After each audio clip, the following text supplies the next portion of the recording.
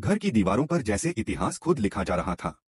दुर्गा देवी ने जो फैसला सुनाया था, आज से इस घर की नई मालकिन अहाना होगी, वह सिर्फ एक वाक्य नहीं बल्कि एक युग परिवर्तन की घोषणा थी। पूरे परिवार की आंखें अहाना पर टिक गईं। कुछ में सम्मान था, कुछ में ईर्ष्या और कुछ में भय।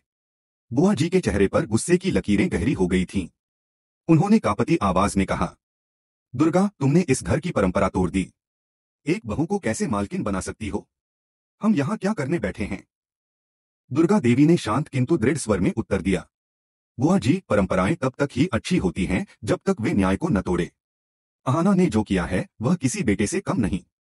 उसने इस घर की इज्जत बचाई, परिवार को जोड़ा और हमें सिखाया कि औरत की ताकत किसी के सहारे पर नहीं, उसके अपने कर्मों पर टिकी होती है। पूरा घर स्तब्ध था। अर्जुन का चेहरा लाल हो चुका था। उसने गुस्से में कहा, माँ, आपने यह घर मेरे सिर पर क्यों नहीं रखा? मैं आपका बेटा हूँ। दुर्गा देवी ने उसकी आंखों में देखते हुए कहा, बेटे, घर की जिम्मेदारी जन्म से नहीं, कर्म से मिलती है। तुम अहाना से सीखो कि समर्पण और सच्चाई क्या होती है। वह मेरी बहू नहीं, अब इस घर की बेटी है। अर्जुन ने कुछ कहना चाहा, लेकिन उसकी आवाज गले में अटक गई। उसने देखा अहाना के हाथों में चाबियों का गुच्छा था, लेकिन उसके चेहरे पर कोई घमंड नहीं। उसके होठों पर बस विनम्र मुस्कान थी और आंखों में जिम्मेदारी की चमक।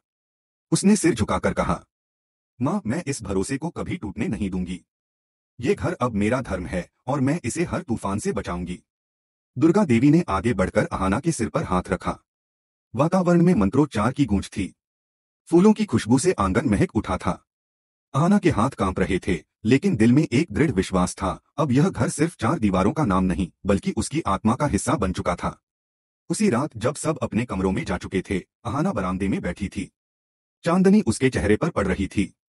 उसने धीरे से कहा, माँ, अगर आज आप न होती तो शायद मैं कभी अपने हक के लिए खड़ी न हो पाती। उसी समय दुर्गा देवी वहां आईं और बोली, अहाना, औरत की सबसे बड़ी ताकत यह है कि वह गिरकर भी दोबारा उठना जानती है।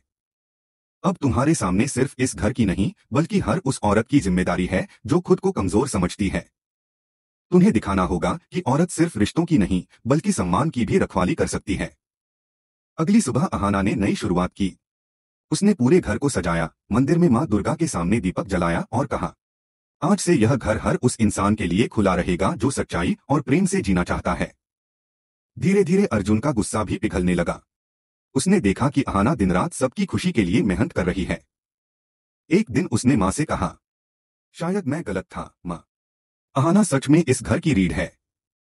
दुर्गा देवी ने मुस्कुराकर कहा, कभी देर नहीं होती बेटा, बस सच्चाई को स्वीकार करने की हिम्मत होनी चाहिए।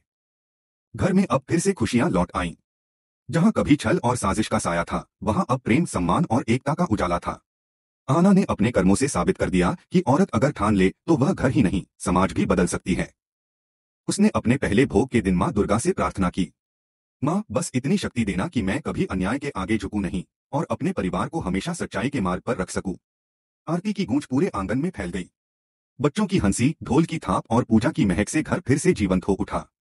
यह कहानी यही संदेश देती है, औरत जब खुद पर विश्वास करना सीख लेती है तो किसी देवी के आने का इंतजार नहीं करती, वह खुद देवी बन जाती है। अगर आप भी अहाना के साहस, उसकी निडरता और सच्चाई से प्रेरित हैं, तो इस सफर का हिस्सा बनिए, जुड़े रहिए और देखिए कैसे बड़े घर की छोटी बहू अब समाज की बड़ी मिसाल बनने जा रही है। पूरे घर में सुबह की घंटियों की आवाज गूंज रही थी। माँ दुर्गा की आरती की तैयारी जोरों पर थी। लेकिन इस पवित्र माहौल में भी एक साजिश की गंध फैल चुकी थी। पिसीमोनी, जो बाहर से बहुत धार्मिक और शांत स्वभाव की दिखती थी, भीतर ही भीतर अपने बेटे पोल्टू के साथ मिलकर एक नई चाल चल चुकी थी। उनका मकसद साफ था, अहाना को हर हाल में बदनाम करना और दुर्गा देवी के दिल में उसके लिए जहर घोलना। आरती के दौरान सब लोग माँ दुर्गा की मूर्ति के सामने खड़े थे। दीपक की लौ लहरा रही थी। तभी पिसीमोनी ने सबके सामने झूठा आरोप लगाया, अहाना ने रसोई से भोग का कुछ हिस्सा चुरा लिया है। जिस घर में चोरी हो वहां देवी कैसे विराजमान रहेंगी? यह सुनते ही सबके चेहरे बदल गए। घर की बहुएं भी एक दूसरे को देखने लगीं। अर्जुन ने हैरानी से पूछा, क्या ये सच है अहाना? क्या तुम इतनी बड़ी गलती कर सकती हो? अहाना की आंखों में आंसू आ गए। उसने शांत आवाज में कहा, मैंने कभी झूठ नहीं बोला अर्जुन, मैंने कुछ नहीं चुराया। अगर माँ दुर्गा चाहेंगी तो सच्चाई खुद सामने आएगी। दुर्गा देवी यह सब चुपचाप देख रही थीं। उनके मन में एक तूफान चल रहा था। वो जानती थीं कि अहाना ऐसा काम नहीं कर सकती, लेकिन सबूतों की कमी में वो कुछ कह नहीं पा रही थीं। तभी घर के नौकर रामू ने घबराते हुए कहा, माँ जी, मुझे एक बात बतानी है। मैंने देखा था कि भोग वाली हांडी को पोल्टू दादा उठा रहे थे। यह सुनते ही पूरे घर में सनसनी मच गई। इसी मोनी के चेहरे का रंग उड़ गया। दुर्गा देवी ने क्रोध से कहा, पोल्टू, क्या यह सच है? पोल्टू की आंखें झुक गईं। उसने कुछ नहीं कहा। तभी महाराज जी अंदर आए और बोले, माँ जी, यही वह व्यक्ति था जिसने मुझसे झूठ बोलकर हांडी ली थी। कहा था कि वह खुद माँ को भोग लगवाएगा। अब किसी को कोई शक नहीं रहा। दुर्गा देवी का चेहरा लाल हो गया। उन्होंने गुस्से में कहा, पोल्टू, तुम्हारे कर्मों ने इस घर की प्रतिष्ठा को कलंकित किया है। तुमने माँ के भोग में हाथ लगाया, यह पाप है। अहाना ने आगे बढ़कर कहा, माँ, इसे सजा जरूर मिलनी चाहिए, लेकिन हमें इसे सबक भी देना चाहिए ताकि दोबारा कोई ऐसी हरकत न करे।